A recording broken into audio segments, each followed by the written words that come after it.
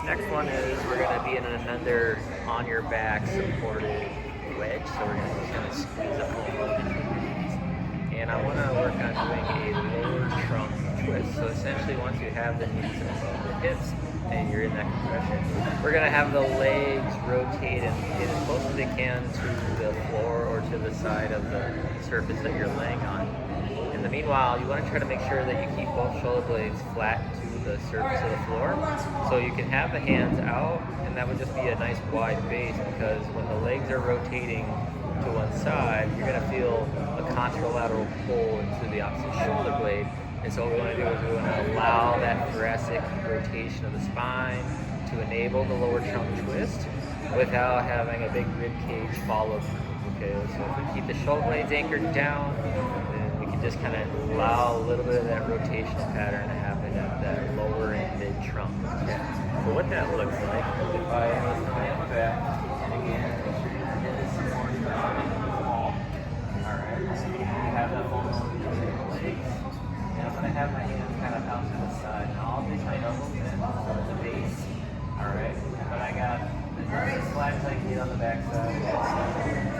And I want to slowly rock to the left side. And I'm paying good attention to my right arm. As soon as I feel like my shoulder blade wants to lift off the floor, I'm going to recoil back to the center. So it feels like the back side of your both hip bones are kind of flat to the floor. Right. Like your sacrum is supported. And then I'm going to drift you over to the right side until my left shoulder blade wants to kick up. Alright, so what I'm going to do is really try to work on keeping those front abs tight and tense. We're going to try to get some of that lower trunk rotation, mobility opening up. So as you gain control with your obliques and abs, and you start to allow the hips to rotate over, you're going to be able to tolerate that tension that crosses over the right side of the pelvis to the left of the So that's essentially what we're doing, is we're working on just bridging up the connection of the force transfer from one hip to the opposite upper rib cage, okay?